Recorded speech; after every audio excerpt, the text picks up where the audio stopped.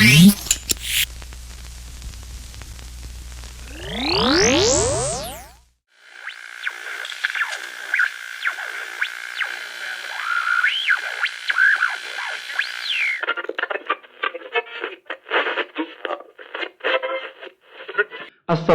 warahmatullahi wabarakatuh. Alhamdulillahirabbil alamin. Sahabat JF yang dirahmati Allah, jumpa lagi kita dalam acara kesayangan kita, Ngepodcast bareng JF, yang diselenggarakan oleh Masjid Jannatul Firdaus Taman Galaksi Indah Bekasi. Pada kesempatan kali ini kita akan membicarakan seputar persiapan kita menghadapi bulan Ramadan, karena kita maklumi bersama bahwa sebentar lagi kita akan memasuki bulan Ramadan.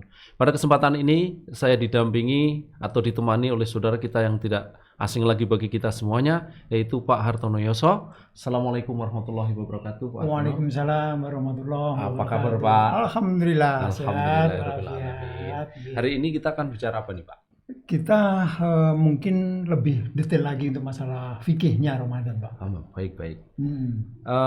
Sahabat JF sekalian, untuk membahas ini semua telah hadir di studio guru kita yang kita hormati dan kita cintai. Beliau adalah Al-Ustadz Azhar Khalid bin Saif, LCMA Hafizahullah Ta'ala. Beliau sudah bersama kita sapa bersama-sama. Assalamualaikum warahmatullahi wabarakatuh, Ustaz. Waalaikumsalam warahmatullahi wabarakatuh. Apa kabar, Ustaz? Alhamdulillah, sehat walafiat. Tadi dari Pondok Kelapa kemari macet enggak? Enggak, lancar.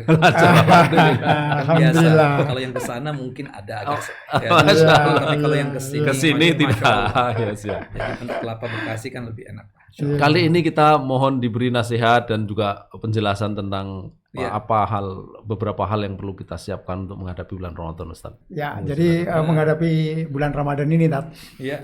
Biasanya orang itu kan ada yang gegap gempita untuk menyambutnya, betul. Ada yang sedang-sedang saja, dan ada pula yang cuek-cuek aja. Ya. Nah, mungkin di antara mereka mungkin belum tahu tentang pemahaman fikihnya atau keistimewaan daripada bulan Ramadan itu apa. Mungkin Ustadz bisa jelaskan dari sisi definisinya, kemudian dalil-dalilnya seperti itu, Pak. Gitu, Tat. Insyaallah. Terima kasih. Baik. Bismillahirrahmanirrahim. Alhamdulillah alladzi bi ni'matihi tatimmus shalihat wa usalli wa usallim ala nabiyil karim Muhammad bin Abdullah wa ala alihi wa sahbihi ajma'in. Alhamdulillah, pada kesempatan kali ini kita bisa berjumpa dengan bapak-bapak kita ya, ayah-ayah kita ini semua. Insyaallah. Ini satu kenikmatan ya di penghujung bulan Sya'ban ini, yang insyaallah sebentar lagi kita akan mendapatkan bulan Ramadan. Kita berdoa berharap kepada Allah, semoga Allah Jalla Jalaluh memanjangkan umur kita di dalam ketaatan kepadanya hingga kita bisa berjumpa dengan bulan yang penuh dengan keberkahan, bulan Ramadan. Bulan yang dimana Allah Jalla wa'ala mewajibkan atas kita untuk melaksanakan siam atau puasa, sebagaimana yang Allah Jalla wa'ala firmankan di dalam surah Al-Baqarah ayat 183 dan dimantapkan pada ayat 185-nya. Pada ayat 183 Allah Jalla wa'ala secara umum menjelaskan tentang kewajiban puasa. Ya ayyuhalladzina amanu kutiba alaikumus siyam kama kutiba alal ladzina min qablikum la'allakum tattaqun. Ini umum sifatnya, yang dimana umat terdahulu juga diwajibkan untuk berpuasa. Cuma memastikan bulan yang mana yang wajib berpuasa itu dijelaskan oleh Allah Jalla wa'ala pada ayat 185-nya. Syahrul Ramadan alladzi unzila fihil Qur'an hudal linnasi wa bayyinatin minal huda wal furqan faman syahida minkum asyhara falyasum. Ya, di bulan Ramadan Allah Jalla wa'ala menurunkan Al-Qur'an sebagai petunjuk dan sebagai penjelas ya berkaitan tentang hidayah Allah dan petunjuk Allah Jalla wa'ala. Sekaligus Al-Quran diturunkan untuk pembeda antara yang hak dengan yang batil, antara yang benar dengan yang salah. Di ujungnya Allah mengatakan faman syahida minkum asyhara falyasum. Barang siapa yang mendapatkan bulan Ramadan, maka hendaknya dia berpuasa. Ayat ini menguatkan buat kita bahwasannya kita berpuasa wajibnya itu di bulan Ramadan. Banyak sekali keistimewaan Ramadan bil khusus ya. Jadi ada keistimewaan bulannya, ada keistimewaan puasanya. Kalau bulannya itu yang kita catat itu ada 3 lah ya, secara ringkas. Yang pertama, di bulan Ramadan ini Al-Quran diturunkan.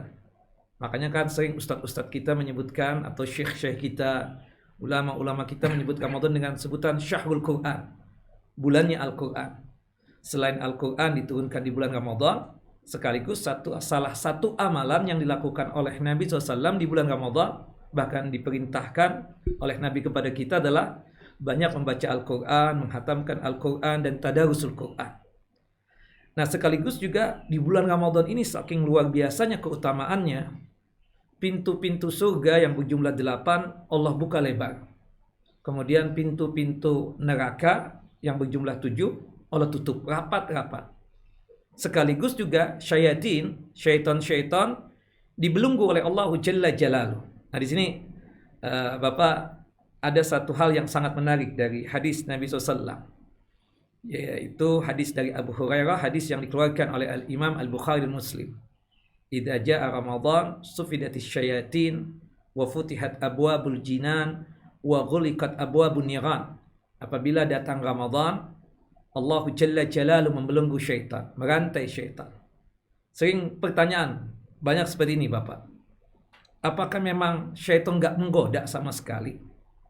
Atau maksud terbelenggu itu apa? Karena pada kenyataannya ya kita saksikan ada juga dari kalangan manusia ini yang melakukan maksiat ya. Betul. Iya kan ada maksiat juga banyak, kadang-kadang. ya. Apakah Kita mau memang tanya berhenti itu dia juga, bekerja kan Mas. seperti itu ya? Mungkin Iya. Pak Joko ingin nanyakan.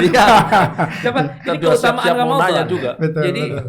sebagian ulama seperti Syekh Islam Taimiyah dan juga ulama-ulama yang lain mengatakan ada yang meletakkan begitu. Artinya tidak ada godaan sama sekali, dalam artian manusia itu kalau toh melakukan perbuatan dosa di bulan Ramadan ya dikenakan hawa nafsunya. Ada juga yang mengatakan yang kedua seperti ini. Terbelenggunya syaitan itu bukan tidak ada godaan, bukan syaitan berhenti bekerja. Dia tetap bekerja untuk menjatuhkan manusia ke dalam maksiat dan durhaka kepada Allah Jalla wa Ala.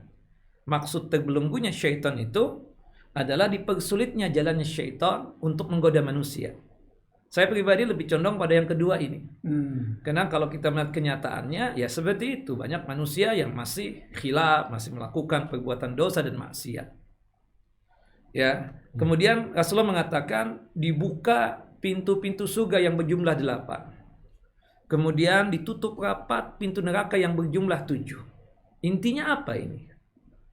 Rasulullah kemudian mengatakan, ya baghiyal khair, wahai orang-orang yang suka melaksanakan kebaikan, akbil, terimalah Ramadan ini penuh dengan sukacita untuk ya menambah pahala sebanyak-banyaknya. Lakukanlah ketaatan sebanyak-banyaknya untuk menabung hasanat. Wa ya baghiya syarr, wahai orang yang suka maksiat, yang suka durhaka kepada Allah Jalla wa Ala, aqsir, tinggalkan kemaksiatan kalian, bertaubatlah kalian taubatan nasuha. Kenapa? Fa inna lillahi utaqa'a minan nar wa dzalika kulla lailatin wa kulla yaumin. Bahwasanya Allah Jalla wa Ala memilih di antara kita ini dari kalangan kaum muslimin ada yang terbebas dari siksa api neraka, tercatat dia terbebas dari siksa api neraka dan ya dimasukkan ke dalam jannah dan surganya Allah Jalla wa Ala. Nah, ini keutamaan yang juga banyak di antara kaum muslimin yang nggak paham. Padahal ini kesempatan kita kalau Ramadan masuk itu kita ingin terbebas dari siksa api neraka. Betul. Subhanallah, ini kan kabar yang luar biasa kalau bahasanya Pak Joko, good news nih. Kan seperti itu kan? Iya kan? Kalau kita kan senang dong, ini good news nih, kabar gembira. Syaitan dipersulit jalannya untuk menggoda kita, pintu surga terbuka, pintu neraka tertutup rapat, nggak ada yang dibuka oleh Allah Jalla Jalaluh.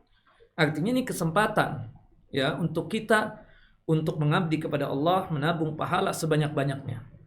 Bahkan ada di antara omongan orang-orang tua kita tersebut, kalau punya cita-cita pingin meninggal tuh di Ramadan aja deh. Kita tanya kenapa ya? Enggak, kalau Ramadan tuh Anda lebih kuat ketaatannya, kata dia kan seperti itu. Masya Allah. Ya benar. Dan memang kenyataannya seperti itu. Antum kalau lihat ya, yang jarang ke masjid Pak Joko ya, Bapak. Itu kita lihat di Ramadan nongol tuh, muncul. Bukan begitu. Yang kita lihat sepanjang tahunnya misalnya bakhil, kikir, di Ramadan buru-buru untuk bersedekah. Bukan begitu? Subhanallah. Masya Allah. Memang ya kita katakan benar sabda Nabi SAW. Qad sadaqan Nabi SAW. Syaitan dibelenggu, dipersulit jalannya untuk menggoda manusia. Pintu surga terbuka, pintu neraka tertutup. Di situ kesemangatan untuk beramal saleh, etos untuk melakukan ketaatan luar biasa. Nah ini keutamaan. Iya. Termasuk lagi saya tambah satu nih Pak. Maaf saya putus ya. Hmm. Di bulan Ramadan itu, kenapa istimewa? Ada satu malam yang dimana kalau kita beribadah pada malam itu terhitung pahala amal soleh kita seperti beramal selama 1000 bulan atau 84 tahun umur manusia. Malam itu apa? Lailatul Qadar. Itu keistimewaan yang luar biasa. Karena kan kata Nabi dalam hadis Abu Hurairah, hadis yang dikeluarkan oleh Al-Imam At-Tirmidzi dan juga oleh Al-Imam Ibnu Majah, a'maru ummati ma baina 60 wa 70 wa aqalluhum man yuzalik. Ya, umur umatku itu antara 60 dan 70 tahun saja. Artinya Pak Joko berapa nih? Saya 53 Ustaz. Berarti kalau untuk hitungan hadis ya tinggal 7 tahun lagi dong ya. Bapak berapa Pak? Tinggal 7 tahun. Saya 55 Tat. 55 berarti 5 tahun Iya, 5 lagi. tahun Ini bahasa. lagi. Kalau Iya. kita melihat konteks hadis, karena memang pada kenyataannya masuk 60 tahun ya siap-siap gitu kan. Takut Rasulullah juga, SAW meninggal umur 63 tahun. Abu Bakar 63 tahun. Umar bin Khattab umur 63 tahun. Kemudian Ali bin Abi Thalib 63 tahun juga. Utsman bin Affan 72. Nah, kalau yang 72 lewat, 70 lewat itu ada gelar khusus lagi, Pak. bonus ya Tat. Bukan. Asarallahu fil ard. Tawanan-tawanan Allah yang ada di muka bumi ini. Kalau antum lihat tawanan Allah, yang lihat aja orang yang berumur lewat 70 tahun. Bukan bonus. Dia lebih harus mempersiapkan kematian lagi. Iya kan? Tapi subhanallah umur kita pendek-pendek kan. Tapi kata Nabi dalam segi beramal, beribadah, umat Muhammad tetap the best, tetap menang dibandingkan umat yang terdahulu panjang-panjang. Sebelum Bapak bertanya, saya ada satu athar yang diceritakan oleh Al-Imam Ibnu Rajab dalam kitab Jami'ul Ulum wal Hikam, syarah daripada kitab Arba'in An-Nawawiyah. Dia cerita tentang seorang ibu yang menangis sejadi-jadinya karena anak laki-lakinya meninggal dunia. Di anak laki-lakinya tersebut dianggap masih muda, masih belia. Diceritakan belum kawin tuh anak dia tersebut. Ada seorang alim yang memberikan nasihat. Sabar, ini sudah ketentuan Allahu Jalla wa'ala. Ini sudah takdirnya Allahu Jalla wa'ala. Kata si ibu itu, aku ngerti tentang takdirnya Allah. Aku menerima ketetapannya Allahu Jalla wa'ala. Tapi yang membuat aku sedih yang sangat luar biasa, tuh anak masih muda ketika meninggal dunia. Kata orang alim tersebut, emang pada saat dia meninggal dunia umur berapa tuh anak ibu? Kata ibu tersebut, dia berumur 500 tahun. Subhanallah ya kan? 500 tahun. Kata orang alim tersebut, ibu ya, itu kan dikatakan muda zaman waktu itu. Ya, disebutkan itu terjadi di zaman Nabi Musa alaihissalam. Artinya pada zaman itu orang umurnya ribuan kan, seperti itu, panjang-panjang. Karena 500 tahun dianggap masih muda. Kata orang alim tersebut, ibu ketahuilah nanti akan ada satu zaman, satu masa yang umatnya, manusianya itu umurnya pendek-pendek, antara 60 tahun dan 70 tahun. Yaitu umatnya Nabi Muhammad SAW, yaitu masa kita sekarang ini. Kata ibu itu, wallahi demi Allah, jika sekiranya aku hidup pada zaman itu, hari-hari yang aku lewati aku gunakan untuk ketaatan dan amal saleh. Masya Allah. Tapi subhanallah untuk umat Nabi Muhammad meskipun pendek-pendek, tapi khusus lagi ini Allah menganugerahkan satu malam di bulan Ramadan, yaitu Lailatul Qadar, malam yang mulia. Jika kita beramal pada malam itu, terhitung beramalnya sama seperti 1000 bulan atau 84 tahun umur manusia. Masya Allah. Kita aja wallahu alam apakah sampai 84 tahun, wallahu alam. Nah, makanya setiap tahun itu Ramadan datang, tolonglah semangat untuk beribadah, ketaatan. Ya, awal Ramadan masuk semangat. Masuk nanti 10 malam kedua lebih semangat lagi. Wabil khususnya 10 malam yang terakhir Ramadan lebih semangat lagi. Wallahu alam. Ya, apakah kita mendapatkan Ramadan ataukah tidak? Kalau sudah dapat, jadikanlah itu Ramadan yang terbaik buat kita. Seperti itu. Wah, begitu kira-kira Pak. Nah, tadi disebutkan pintu surga, 8 pintu surga dibuka, kemudian 7 pintu neraka ditutup. Betul. Kenapa dibedakan itu Tat? Sama Allah kenapa? Mungkin ada alasan-alasan khusus dari Allah untuk yang untuk pertama umatnya, kita untuk katakan hambanya. Itulah yang menjadi ketentuan Allahu Jalla wa'ala. Allah menciptakan jannah dan surga tersebut, pintunya ternyata berjumlah 8. Sedangkan neraka pintunya tersebut Allah ciptakan berjumlah berapa? 7. Cuman 7. Nah, hanya Allah Jalla wa Ala yang maha tahu tentang sebab itu. Apa hikmah di balik itu? Dan yang paling penting bahwa pada bulan Ramadan yang 8 pintu itu Terbuka dan yang 7 itu ditutup rapat. good news-nya bagi kita Iya, itu bagusnya seperti itu sebenarnya. Nah, terlepas Kita memang lebih banyak Iya. untuk Betul. beramalnya karena betul delapan di dalam syariat ini kan di dalam berkaitan dengan hukum-hukum yang ada atau berkaitan dengan sesuatu hal ya. Ada yang kita ketahui hikmahnya, ada yang kita tidak tahu. Seperti contohnya misalnya, kenapa sholat subuh 2 rakaat, Siap. zuhur 4 rakaat, asar 4 rakaat, Masya Allah. maghrib 3 rakaat, Iya. tawaf kok 7 kali, sa'i 7 kali. Ya kan seperti itu. Nah jadi kenapa misalnya kalau zikir ini kok cuma 1 kali, kalau zikir itu 3 kali, kalau zikir itu 7, 10, bahkan ada yang 100, 33. ada yang 33 dan lain sebagainya. Nah itu kan hikmah di balik itu kita katakan ya tentu yang pertama dalil ya, hujjah. Seperti itulah tuntunan Nabi, seperti itulah ajaran Nabi, dan seperti itulah yang diinfokan oleh Allah Jalla wa Ala. Sama halnya antum nanya, kenapa ya langit 7, ya kemudian bumi juga 7. Allah yang maha tahu di balik itu. Adapun kita kadang ustaz-ustaz mencoba dengan akal pikirannya, tapi nggak tepat juga menekan-neka. Oh kalau subuh 2 rakaat ya mungkin kita masih malas. Itu bahasa ustaz, bukan bahasa dalil ya nggak? Ya Pak ya kan seperti itu. Pokoknya Itu kita bahasa melakukan ustaz, yang bahasa yang sesuai dengan mencoba-coba dengan akal pikirannya yang itu jelas ya. Kita katakan bisa diterima bisa tidak. Bisa saja orang mengatakan ya saya enggak. Kalau subuh malah lebih semangat kan seperti itu ya bisa aja. Baik, Ustaz. Nah. Kemudian kita mau menanya tentang puasa tadi. Puasa itu apa? Oke. Apa yang ditahan, mulai kapan dan seterusnya? Betul, Untuk betul. merefresh kembali pemahaman kita dan juga Iya. sahabat JF terkait Benar. pemahaman ini. Berkaitan tentang ayat puasa di dalam Al-Quran itu cuma 5 ayat. Surah Al-Baqarah, surah yang kedua, ayat 183 sampai ayat 187. Tadi ada pertanyaan dari Pak Joko tentang masyam. Apa itu puasa? Kalau kita artikan secara letterlek, ya, som atau siam itu sinonimnya adalah al-imsak, menahan diri. Kalau orang menahan diri tidak mau berbicara, tidak mau melakukan perbuatan, dia juga dikatakan shaim. Ya kan? Atau tidak mau bicara sama sekali, itu dikatakan ya shaim. Atau tidak mau makan dan tidak mau minum, itu dikatakan shaim. Yang jelas menahan sesuatu. Itu secara bahasa. Tapi kalau kita hubungkan dengan istilah syariat, terminologinya adalah as-shaum itu ya al-imsak an jami'il mubtirat biniyati ta'abbud lillah ya min tulu'il fajar ila ghurubis syams. Bahwasannya yang disebut dengan puasa itu adalah menahan diri dari hal-hal yang membatalkan ibadah puasa, tujuan dia untuk beribadah kepada Allah Jalla wa Ala. Yang sepakat para ulama dalam masalah membatalkan ibadah puasa itu cuma 3. Ditambah 1 oleh pendapat mayoritas ulama. Berkaitan dengan di zaman sekarang ini. Yang pertama al-aklu wa syurbu amdan. Makan dan minum secara sengaja. Siang Ramadan, ya kita secara sengaja betul makan. Batal puasa kita. Bukan lupa. Kalau lupa dimaafkan. Ya kalau ingat lanjutkan puasanya. Yang sudah 2 piring, 3 piring itu gimana tuh hukumnya? Rasulullah mengatakan, fa inna ma'at amahallah wa saqah. Allah telah memberikan makan dan minum untuknya.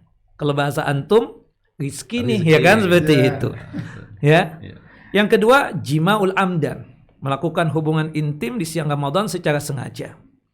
Nah, nanti mungkin next ditanya, gimana kalau yang lupa? Nah, jangan di sekarang deh. Nanti panjang lagi. Nah, pertemuan yang akan datang deh kan berkaitan dengan hukumnya seperti itu. Nah, bisa jadi kita katakan seperti itu, tapi jawabannya nantilah ya. Insyaallah. Kemudian yang terakhir, yang ketiga itu yang sepakat berkaitan dengan kewanitaan, haid dan nifas. Nah, tambah 1 lagi berkaitan dengan al-hukan al-ghizaiyah. Ini pendapat mayoritas ulama. Ya belum ijma'. Ijma itu sudah konsensusnya ulama. Ulama. Ini mayoritas mengatakan al-hukan al-ghizaiyah, suntikan yang tujuannya untuk suplemen, untuk mengenyangkan perut dan menguatkan tubuh, seperti infus. Ya, tat'im namanya dalam bahasa Arab itu membatalkan ibadah puasa. Nah, adapun yang lainnya khilaf di kalangan para ulama. Saya lebih condong kepada 4 ini saja. Nah, niatnya ibadah kepada Allah, bukan niat untuk langsing. Nah, kalau ibu-ibu kan, kenapa nih puasa ini nggak enak badan nih, lagi kegemukan tambah daging kan? Sekalian. Atau sekalian. Kalau Ini kan kalian- niat yang seperti itu nih, maaf saya putus Pak. Dalam surah Hud kan disebutkan pada ayat 15 dan 16, kalau kita beramal akhirat untuk mendapatkan dunia, maka itu jatuhnya syirik kecil. Kita puasa nih, pingin langsing, ya kan, pingin kurus, atau apalah niatan kita. Nah itu jatuhnya kepada syirik kecil, seperti itu. Kita tidak makan, tidak minum di siang Ramadan, tidak melakukan hubungan suami istri di siang Ramadan karena Allah. Ya, niatannya itu ikhlas. Wa ma umiru illa liya'budallaha mukhlishin lahuddin hunafa. Adapun nanti kita sudah ikhlas, ada hasilnya, ternyata habis Ramadan langsing, alhamdulillah. Tapi awal mulanya kita meletakkan di hati kita ini apa? Ikhlas karena Allah puasa tersebut, ya kan? Nah, kemudian kapan kita tersebut berpuasanya? Menahan diri dari hal-hal yang membatalkan ibadah puasa tersebut. Min tulu'il fajar, dari terbitnya fajar. Fajar as-shadiq itu adalah bintang yang mengeluarkan cahaya warna kemerah-merahan sebagai tanda bahwasanya waktu sholat subuh telah tiba. Dan berakhirnya kita berpuasa itu ketika tenggelam matahari. Sebagaimana yang Allah Jalla wa'ala sebutkan dalam surah Al-Baqarah, surah yang kedua ayat 187-nya. Wa kulu washrabu hatta yatabayyana lakumul khaytul abyadu minal khaytil aswadi minal fajr. Nah itu, jadi puasanya kita, awal puasa, imsaknya kita itu pas sudah masuk waktu ya sholat subuh. Bukan 5 menit sebelum adzan subuh. Kalau 5 menit sebelum adzan subuh itu masih boleh makan kita, jangan diharamkan. Ya kan seperti itu. Haramnya makan kalau sudah masuk waktu sholat subuh. Allahu Akbar, Allahu Akbar. Berarti kita nggak boleh lagi melakukan hal yang membatalkan ibadah puasa, termasuk makan dan minum tadi. Itulah yang disebut dengan imsak tadi itu. Nah, Tat, kalau seandainya misalkan ini Iya. berhubungan dengan sahur nih Tat ya. Iya. Berhubungan dengan sahur. Waktu azan itu Iya. kemudian masih ada nanggung makanan sedikit, gimana Tat? Diteruskan Iya. atau harus stop? Masih tersisa di Kalau Iya, kalau betul. stop berarti kan mubazir nih Tat. ini innamal a'malu binniyat ya. Memang ada hadis ya. Ada beberapa hadis, di situ ada 2 hadis ya berkaitan tentang masalah itu. Dalam satu hadis tersebut, apa yang masih di mulut boleh kita habiskan. Dalam konteks yang lain, apa yang masih ada di piring. Tapi ini perlu diniatkan betul-betul, memang masih ada sisa. Jangan sampai kita salah niat. 10 menit sebelum adzan subuh baru dia bersahur. Dia sengaja betul ingin mengamalkan hadis yang tentang tadi itu. Masih ada di piring atau di mulut misalnya, atau di tangan. Iya. Dia sengaja bikin banyak makan. Ya.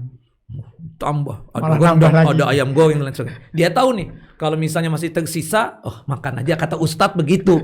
Lu bukan kata Ustadz, ini kan rukhsah, keringanan kalau memang tersisanya itu masih ada di piring atau air yang ada di cangkir itu Tidak tersisa sengaja. sedikit, yang memang tidak ada niatan dia untuk makannya dan minumnya pas waktu azan itu gitu loh. Masya Allah. Iya kan? Ya, betul. Jadi kalau kita memang 15 menit ya sesuai kemampuan kita, 10 menit lah. Kira-kira lah ini makanan pastikan habis sebelum terdengarnya adzan subuh Adzan atau subuh. masuknya waktu sholat subuh. Adapun ketidaksengajaan kita katakan, ya bisa jadi kita ketidaksengajaan kan, seperti itu. Kita mungkin lambat makannya, ternyata ada makanan yang masih ada di mulut kita atau di tangan kita. Monggo silahkan itu. Ya, tapi kalau sekiranya sengaja dia niatkan begitu, ya dia lihat 10 menit lagi, kan ada hadis tuh, masih di piring makan aja lagi kan seperti itu. Nah kan ini salah niat dong kan seperti itu. Nah itu jangan sampai salah paham kan. Jadi kadang kan Ustadz umum saja boleh kan seperti itu. Padahal ini khawatirnya ada orang yang salah niat yang seperti itu kan, sengaja betul ya dibikin ya nasinya dibanyakin, lauknya dibanyakin, kemudian ada kopi sudah tersedia, kemudian air putihnya 2 misalnya. Karena dia paham misalnya ada Ustadz yang ngomong kalau misalnya masih tersisa di piring atau di gelas, meskipun terdengar azan, tetap aja minum kan. Itu salah niat kita katakan ya. Jadi ini memang betul-betul nggak sengaja. Yang datangnya itu ya tidak diniatkan kan seperti itu. Jangan sampai kita salah niat lah. Itu saja Pak. Baik Ustaz. Nah, Tentang ini Ustaz, itu kan tentang sahur. iya, Ini tentang berbuka. iya. Yang kita ingin tahu itu Ustaz, apa yang disunahkan untuk kita makan atau minum saat berbuka. Karena kita semua termasuk juga sahabat CF kebanyakan Yang dibuka. iya, buka itu dengan gorengan. Padahal kita mendengar katanya yang sunnah itu adalah dengan Rutop. kurma, Iya. dengan kurma. Oke. Tentang itu. Lantas yang kedua sekalian tentang doa. Iya, Ketika kita berbuka itu, Ustaz. Karena Betul. kan ada banyak versi doa yang kita mohonkan, yang doa yang mana sesungguhnya yang paling Dituntunkan. sesuai yang dituntunkan oleh Rasul SAW. Iya, sebenarnya untuk masalah berbuka puasa itu makanan apapun, minuman apapun selama itu halal silahkan saja. Termasuk antum terbiasa gorengan. Kalau Anda buka puasa di sini jangan sediain gorengan, Pak. Nah, apalagi yang tua-tua kayak antum kalau gorengan buka puasa takutnya ya kan seperti itu. Nah, gorengan ya. Kita kan ada Apalagi sudah kita kan batuk-batuk ada ya. Senin Kemis, Iya. ada Iya. iftar bersama Senin Kemis. Betul. Isinya itu sepertinya yang Gorengan. wajib, Yang ada lah gorengan sama lontong ya. Nah, ada yang bakso juga bahkan seperti itu. Tapi kalau kita melihat hadis ya, hadis Nabi SAW kalau tata cara Rasulullah berbuka ini tapi sesuatu yang mubah sifatnya. Sebagian ulama mengatakan ini satu amalan yang sunnah. Ya, dalam hadis Anas bin Malik itu kan disebutkan Rasulullah itu kalau mendapatkan rutop itu kurma basah lah bahasa kita. Kurma muda. Iya, kurma muda lain lagi Pak. Jadi kalau kita melihat buah kurma itu ada 4 tahapan. Ada yang masih di pohon yang warnanya hijau, Ya. itu namanya busuk. Oh. Itu nggak bisa dimakan oleh kita Pak. Cuma orang kita punya keyakinan tuh bagi mereka yang sulit punya anak, Iya. itu di blender, Bubuknya kemudian campur itu. air ya kan Atau diminum. bubuknya ya. Saya nggak tahu itu apakah memang jadi anak atau tambah sakit nanti kan?